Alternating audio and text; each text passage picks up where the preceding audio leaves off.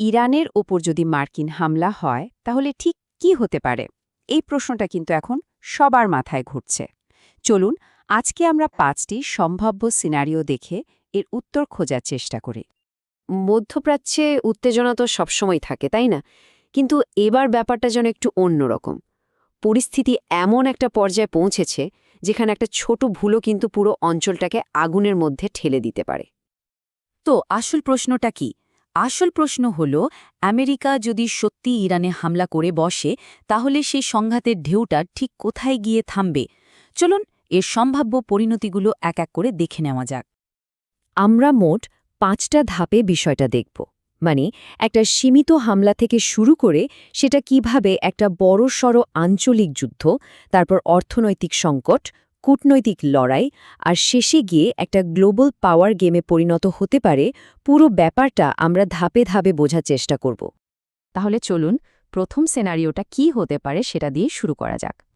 প্রথম যে সম্ভাবনাটার কথা ভাবা যায় সেটা হলো একটা লিমিটেড অ্যাটাক, মানে একটা সীমিত আকারের হামলা হবে আর তার জবাবে একটা পাল্টা হামলা হবে। ব্যাপারটা একটা নির্দিষ্ট গণ্ডির মধ্যেই থাকবে, এর বাইরে ছড়াবে না। ব্যাপারটা এভাবে ভাবা যেতে পারে, ধরুন যুক্তরাষ্ট্র ইরানের কোনো একটা নির্দিষ্ট পারমাণবিক বা সামরিক ঘাঁটিতে টার্গেট করে হামলা চালালো।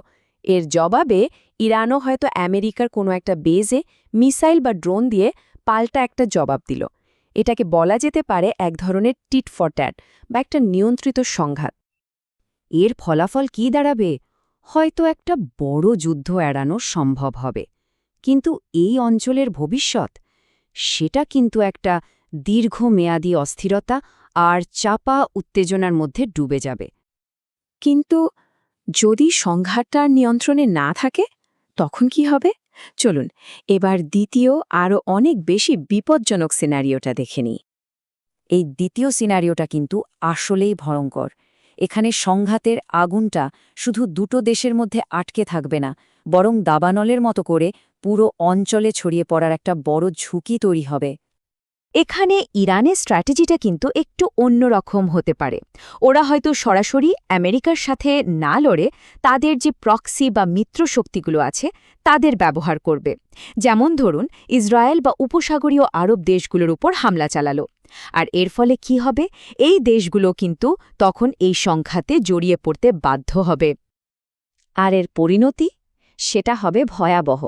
এটা পুরো মধ্যপ্রাচ্যকে এমন এক বিধ্বংসী যুদ্ধের দিকে ঠেলে দেবে যার সবচেয়ে ভয়ানক মূল্যটা দিতে হবে সেখানকার সাধারণ মানুষদের। দেখুন, যুদ্ধের প্রভাব তো আর শুধু যুদ্ধক্ষেত্রেই থেমে থাকে না, তাই না? এর ঢেউ এসে লাগে আমাদের সবার পকেটেও, মানে বিশ্ব অর্থনীতিতে। কিভাবে? চলুন সেটাই দেখি। তৃতীয় সিনারিওটা হলো অর্থনৈতিক। আর এটা গুরুত্বপূর্ণ, কারণ এমন একটা সংঘাতের আজ শুধু মধ্যপ্রাচ্যেই নয়, বলতে গেলে বিশ্বজুড়ে প্রায় প্রত্যেকের জীবনেই এসে লাগবে। এর সবচেয়ে বড় কারণটা হলো হরমুজ প্রণালী। এটা আসলে পারস্য উপসাগর থেকে খোলা সমুদ্রে যাওয়ার একমাত্র জলপথ। আর পুরো বিশ্বের জ্বালানি সাপ্লাইয়ের জন্য এর গুরুত্ব যে কতটা তা বলে বোঝানো যাবে না। সারা দুনিয়ার প্রায় 1/5 তেল কিন্তু এই সরু হরমুজ প্রণালী দিয়েই যায়। একবার ভাবুন তো, কোনো কারণে যদি এই রাস্তাটা বন্ধ হয়ে যায় তাহলে কি হবে? ফল হবে একটাই, বিশ্বজুড়ে তেলের দাম এমনভাবে বাড়বে যা কেউ কল্পনাও করতে পারবে না। আর এটা প্রত্যেকটা দেশের অর্থনীতিতে একটা ভয়াবহ ধাক্কা দেবে। আচ্ছা, যুদ্ধ তো সবসময় গোলাবারুদ দিয়েই হয় না, তাই না? চলুন এবার পরের সিনারিওতে যাই, যেখানে লড়াইটা হবে কূটনীতি আর অর্থনীতির ময়দানে। চতুর্থ সম্ভাবনাটা হল সরাসরি সামরিক সংঘাতের বদলে একটা লম্বা সময়ের জন্য কূটনৈতিক আর অর্থনৈতিক লড়াই শুরু হতে পারে। এই ক্ষেত্রে দুই পক্ষের অস্ত্রগুলো কিন্তু একদম আলাদা। এটাকে আপনি এক ধরনের ছায়া যুদ্ধ বলতে পারেন। যেমন আমেরিকা হয়তো ইরানের ওপর আরও অনেক বেশি কঠোর অর্থনৈতিক নিষেধাজ্ঞা চাপিয়ে দেবে। আর তার জবাবে ইরান কি করবে? ওরা হয়তো পরমাণু চুক্তির মতো গুরুত্বপূর্ণ আন্তর্জাতিক চুক্তি থেকে নিজেদের সরিয়ে নিয়ে পুরো বিশ্বকেই একটা চাপের মধ্যে ফেলবে। এতে সংকটটা আরও দীর্ঘস্থায়ী হয়ে উঠবে। আর সবশেষে আমরা আসছি পঞ্চম সিনারিওতে, এমন একটা পরিস্থিতি যেখানে এই সংঘাতটা আর আঞ্চলিক থাকবে না, বরং পুরো বিশ্বের ক্ষমতার যে সমীকরণ সেটাকেই বদলে দেওয়ার ক্ষমতা রাখবে। পঞ্চম সিনারিওটা হল বৈশ্বিক ক্ষমতার সমীকরণ। এখানে এই সংঘাতটা আর শুধু দুটো দেশের মধ্যে সীমাবদ্ধ না থেকে একটা গ্লোবাল রূপ নেয়। এরকম একটা পরিস্থিতিতে রাশিয়া বা চীনের মতো বড় বড় শক্তিগুলো কিন্তু আর চুপচাপ বসে থাকবে না।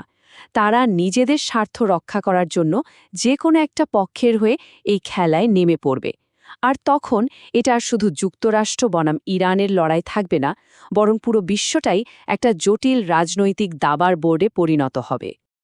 তাহলে চলুন পুরো ব্যাপারটা একবার ছোট করে দেখে নিই।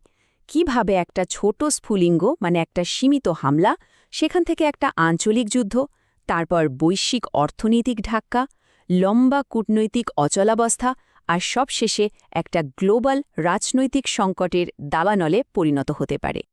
সুতরাং মূল কথাটা হলো এটাই, ইরানে হামলা চালানোর সিদ্ধান্তটা কেবল একটা সামরিক সিদ্ধান্ত নয়, এটা আসলে এমন একটা পদক্ষেপ যার পরিণতি কম বা বেশি পুরো বিশ্বকেই ভোগ করতে হতে পারে। এখন আসল প্রশ্নটা হলো, এই যে 5টা সম্ভাব্য পথের কথা আমরা বললাম, বিশ্ব আসলে কোন দিকে এগোচ্ছে? এর উত্তরটা হয়তো একমাত্র সময়ই দিতে পারবে।